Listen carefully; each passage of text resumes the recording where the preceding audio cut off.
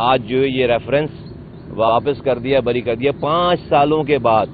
Case کیا تھا؟ Head line تھی یہ کہ مصطفیٰ کمال نے اپنی نظامت کے دور میں زمین دے دی کسی کو، اور پورے ٹینیور میں ایک ہی کو زمین، ایک ہی کیس ہے، زمینیں دینے کا اختیار ہی نہیں تھا۔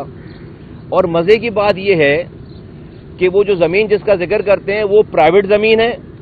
پہلے بھی پرائیویٹ مالک اس کا مالک تھا، جب کیس بنایا جب بھی اس کا پرائیویٹ مالک ہے وہی مالک ہے، اور آج جب بری کیا جب بھی پرائیویٹ مالک ہے۔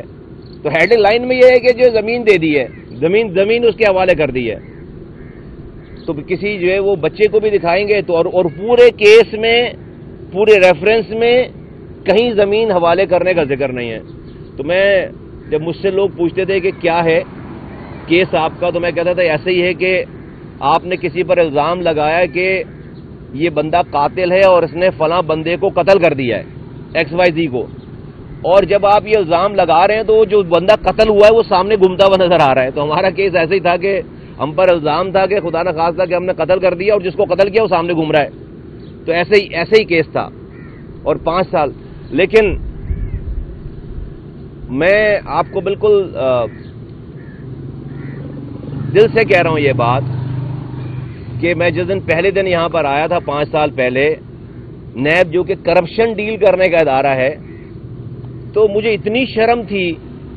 مجھے اتنی تکلیف تھی کہ میں جو کہ میرا جس کے اوپر دشمن بھی میرے دور کا مجھ پر میرے حرام کمانے چوری کرنے کا الزام نہیں لگا سکتا، میں نے 30,000 کروڑ روپے اپنے ہاتھ سے خرچ کر کے پورے کراچی کی زمینیں، پلاٹ،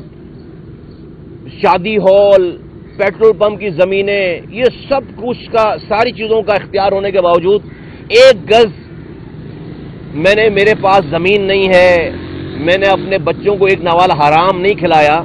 اس کے باوجود آج مجھے اس پاکستان کے نظام میں 15 سالوں کے بعد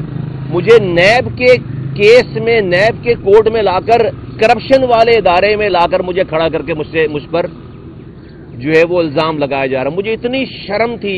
میں یہ سوچتا تھا لوگ کیا سوچ رہے ہوں گے کہ اس زمانے میں تو ہر کوئی کرتا ہے، تو یہ بھی اس نے بھی کچھ نہ کچھ کر لیا ہوگا۔ کس کو پتا کہ میں نے بند کمروں میں، اندھیری راتوں میں، جہاں پر مجھے کوئی دیکھنے والا نہیں ہوتا تھا، وہاں میں نے رب کے ڈر سے، رب کے لیے میں نے اپنے بچوں کو ایک نوالا حرام نہیں کھلایا۔